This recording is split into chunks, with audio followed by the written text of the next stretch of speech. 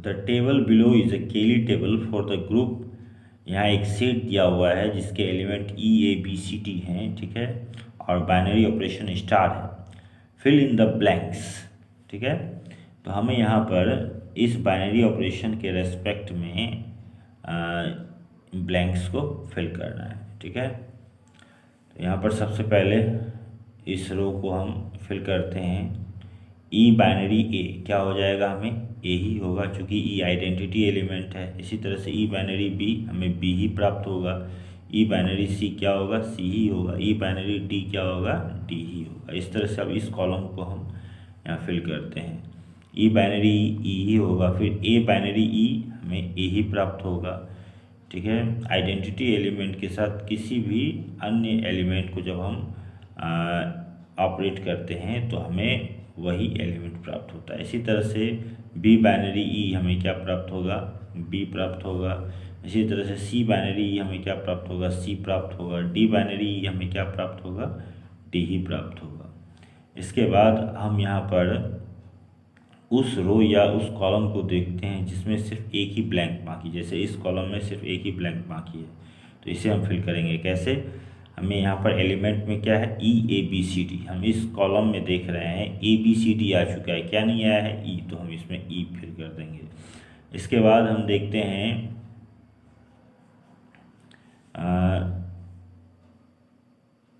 इस रो में 4 एलिमेंट आ चुके हैं, एक एलिमेंट आना बाकी है। तो कौन सा एलिमेंट इसमें नहीं दिया हुआ है, ई ए बी सी डी में से सी डी ए बी आ चुका है, क्या नहीं आया हुआ है, ई, तो हम इसमें ई फिल कर देंगे, ठीक है। इस तरह से अब हम किसे फिल करते हैं, अब हम फिल करेंगे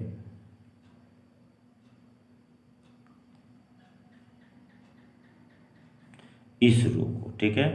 यहाँ बी सी डी ई, ठीक है, इस रो में बी सी डी आ चुका है, क्या नहीं आया हुआ है, तो ए नहीं आया हुआ है, तो हम इसमें क्या फिल कर देंगे, ए, ठीक है।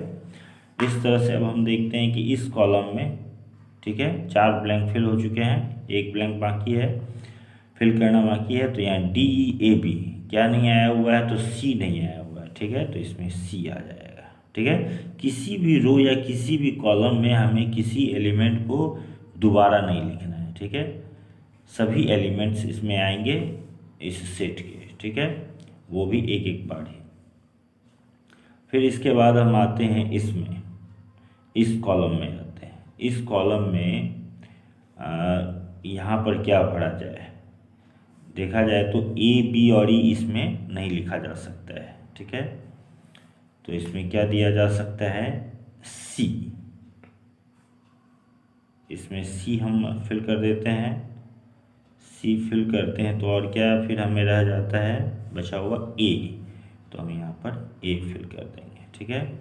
अब इसके बाद हम इस रो को देखते हैं, 5 में 4 ब्लैंक फिल हो चुके हैं, ठीक है।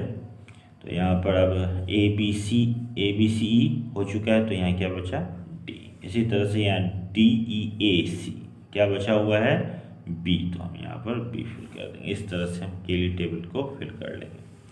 इसके बाद अगला क्वेश्चन है, let G be a finite group so that the number of elements G of G such that G cube is equal to E is odd where E is the identity of G. यहाँ कह रहा है कि मान लें कि जी a finite group है, तब यह शो करें कि जी के उन सभी एलिमेंट्स जी की संख्या, ठीक क्या है, ऑड है, ठीक है, जिसमें कि G cube is equal to ई मिलता हो, ठीक है। हमें यहाँ कह रहा है कि जी के उन सभी एलिमेंट्स जी की संख्या ऑड है जिसमें कि G cube is equal to E प्राप्त होता हो, ठीक है, where E is the identity of G. तो इसके लिए हम यहाँ पर एक सेट ले लेते हैं जी के उन एलिमेंट्स का जिसका क्यूब हमें क्या प्राप्त होता है, ई प्राप्त होता है, आइडेंटिटी एलिमेंट। अब since E cube is equal to E, identity element को हम अगर 3 बार आपस में मल्टीप्लाई करें तो हमें आइडेंटिटी एलिमेंट ही प्राप्त होगा। Therefore E belongs to H, यानी ई एच से बिलोंग करता है। उसके बाद अब हम यहाँ पर ऐसा एलिमेंट लेते हैं जो कि आइडेंटिटी एलिमेंट नहीं है। Let X not equal to E belongs to H, मान लेते हैं एक्स एच से बिलोंग करता है। तब उस स्थिति में एक्स इन्वर्स भी एच से बिलोंग करेगा। कैसे? तो हम उसे इस तरह से दिखा सकते हैं, सिंस एक्स इन्वर्स, अगर हमें एक्स इन्वर्स को एच का एलिमेंट दिखाने के लिए हमें क्या करना होगा, हमें दिखाना होगा कि एक्स इन्वर्स का क्यूब किसके बराबर है, ई के बराबर। तो हम इसे दिखा सकते हैं, एक्स इन्वर्स का क्यूब इज इक्वल टू यहाँ मल्टीप्लाई होकर एक्स टू द पावर -3, फिर हम इसे इस तरह से लिख सकते हैं X cube whole to the power -1। अब एक्स क्यूब का वैल्यू क्या है, ई है, ई टू द पावर -1, तो ई का इन्वर्स क्या होता है, ई होता है। इस तरह से हम देखते हैं कि एक्स इन्वर्स का भी क्यूब क्या होता है, ई होता है, इसलिए हम एक्स इन्वर्स को भी एच से बिलोंग करेंगे, यानी एक्स इन्वर्स भी एच से बिलोंग करता है। Therefore for each X belongs to H, X inverse also belongs to H. ठीक है, तो इस तरह से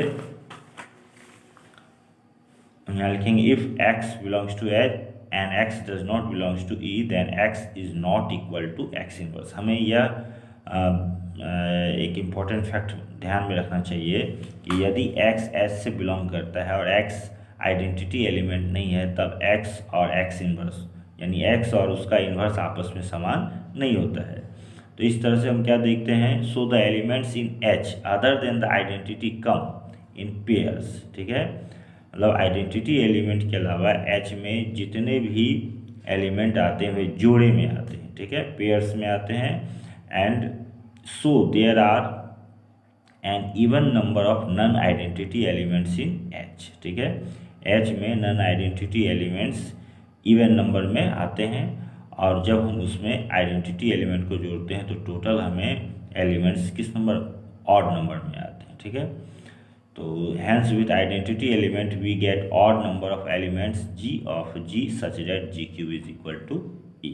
ठीक है, हमें non identity element even number में प्राप्त होते हैं और उसके साथ में आइडेंटिटी एलिमेंट को ऐड करते हैं तो टोटल हमें एलिमेंट्स जो हैं ऑड नंबर में प्राप्त होते हैं। ओके, इसमें सबसे इम्पोर्टेंट फैक्ट हमें इसे ध्यान में रखना होता है कि यदि x s से बिलोंग करता है और x आइडेंटिटी एलिमेंट के इक्वल नहीं है, तब x का जो इन्वर्स होता है वो आपस में इक्वल नहीं होता है। ठीक है, x खुद के इन्वर्स के इक्वल नहीं होता है।